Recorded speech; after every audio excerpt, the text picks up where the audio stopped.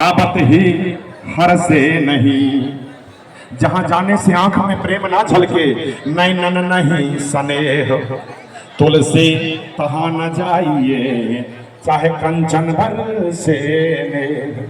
देवी वहां नहीं जाना चाहिए, चाहे भले ही वहां सोना का वर्षा ही क्यों ना हो रहा हो। आबत ही हर से नहीं, नैनन नहीं स्नेह, तुलसी तहां न जाइए चाहे कंचन भर से नेह। देवी मत जा। लेकिन बार बार बाबा कहते रह गए, मैया मानने के लिए तैयार। परिणाम क्या निकला? परिणाम अंत में बाबा विवश हो गए, अपने कुछ गणों को मां के साथ में लगाए।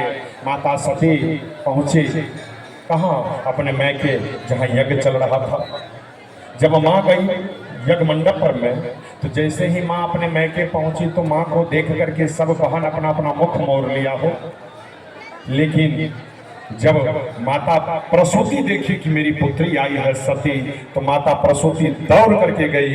और माता प्रसूति, बाबा लिखते हैं कि सादर भले हैं मिली एक माता, सादर भले हैं मिली एक माता, भगनी मिली बहुत मुस्काता, भगिनी मिली बहुत मुस्काता। सादर मिली ही भली एक माता। अरे माँ एक जगह एक बार अष्टम वर्ग में हम लोगों का उस समय फर्स्ट बार बोर्ड परीक्षा हुआ था। हम लोग गए थे परीक्षा देने के लिए, तो हिंदी साहित्य का एक प्रश्न पूछा था कि माँ से बढ़कर कोई देवी नहीं, पिता से बढ़कर कोई देवता नहीं, स्वप्रसंग व्याख्या करें। यहाँ बाबा लिखे कि जब माता सती अपने मैके पहुंचे तो वहां बाबा कहते हैं कि सादर भले हैं मिली एक माता।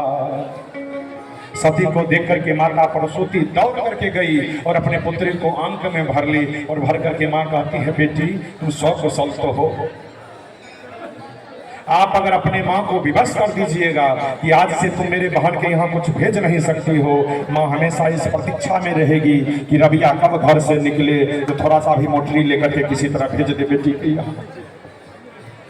माता प्रसूति जब देखी कि बेटी आई है, माँ सब बात को भूल करके दौड़ करके आई और अपनी बेटी सती को गले से लगा करके पूछती है, माँ पुत्री 100 कुशल तो हो। माता सती रोने लगी, कहने लगी, माँ मेरी सब बहन यहाँ उपस्थित है, हमको क्यों नहीं बुलाया गया? माँ सती रोने लगी, कहती है, माँ प्रसूति कहती है सती से, पुत्री हम बार बार तुम्हारे पिता को कहते रह गए कि सती को भी बुलवा लीजिए, लेकिन तुम्हारे पति से तुम्हारे पिता को जो ईर्ष्या है उसके वशीभूत तुमको निमंत्रण पत्र नहीं मिला। लेकिन चिंता मत करो, अब तुम आ ही गई हो, तुम आराम से यहाँ रहो, यहाँ का यज्ञ देखो और यज्ञ का आनंद लो। चलो चल करके पहले भोजन करते हैं। माँ बोली, भोजन पहले यज्ञ मंडप का निरीक्षण कर लेते हैं। माँ सती गई और जाकर के यज्ञ मंडप का निरीक्षण की। सारे देवी देवता अपने अपने कुर्सी पर बैठे हुए थे, लेकिन हमारे बाबा के लिए कहीं कोई कुर्सी नहीं लगा हुआ था।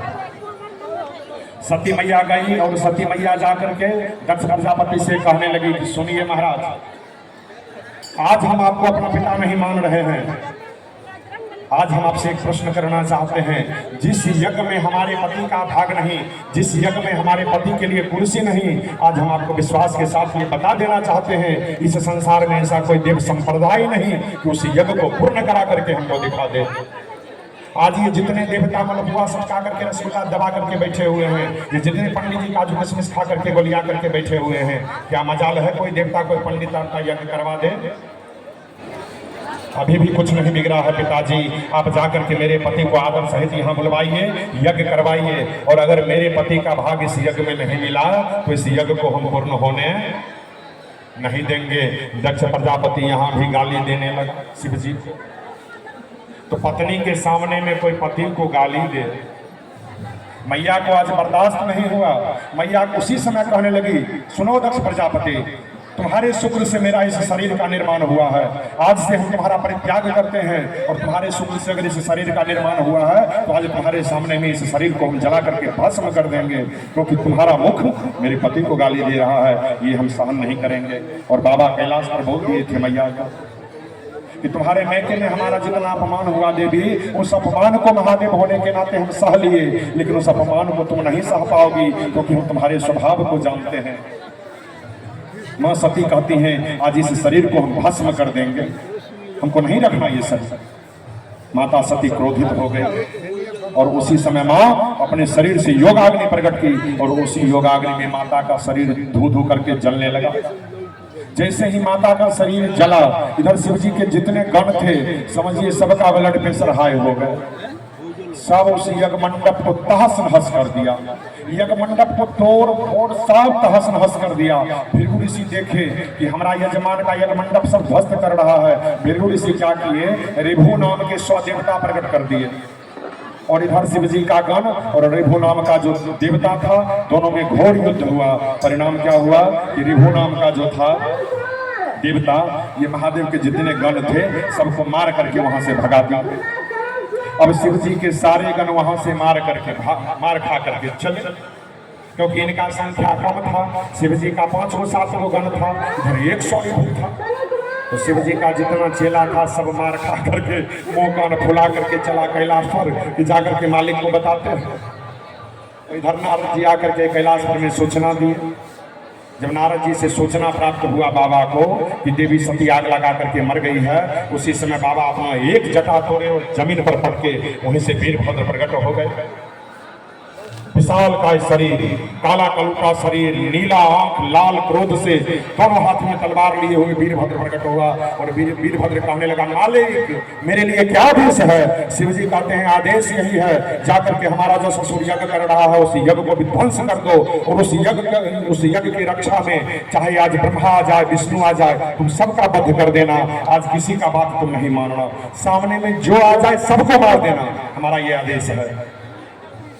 अरे महाराज वीरभद्र वहां से हर हर महादेव कहते हुए वीरभद्र वहां से चला और जैसे ही वीरभद्र वहां से चला, सामने शिव जी के जितने दूत मार खा करके जा रहे थे, ये सब जो देखा कि हमारा मालिक आ रहा है, जोर से सब कहने लगा हर हर महादेव, हर हर महादेव। वीरभद्र पूछा क्या भैया, देख रहे हैं नाक से खून गिर रहा है, मुंह से खून गिर रहा है, कौन पीटा तुमको? इस सब गण कहा मालिक हमारा संख्या कम था, ऋभु का संख्या ज्यादा था, मार करके मुंह कान पछड़ा दिया। वीरभद्र कहता है चिंता मत करो, चलो मेरे साथ। और इधर जो यज्ञ विध्वंस हुआ था तो दक्ष प्रजापति मन ही मन सोचने लगा ये सब जो जाएगा तो उधर से AK-47 लेकर के आएगा, तो बचने का कोई प्रबंध किया जाए। तो वीरभद्र क्या किया, अपने गांव वाले सबको वहां जमा कर लिया लाठी भाला लेकर कि उधर से अगर कोई आएगा तो लाठी भाला लेकर के एक ही बार सब भिड़ जाओ। वीरभद्र जैसे ही शिव जी के गण को लेकर के चले, अरे महाराज चरण से इतना धूल उड़ा, इतना धूल कि पूरा वातावरण धूल में धूल से भर गया। एक हाथ दूसरे हाथ को दिखाई नहीं दे रहा था। दक्ष प्रजापति के यहाँ जितना आदमी लाठी भाला लेकर के था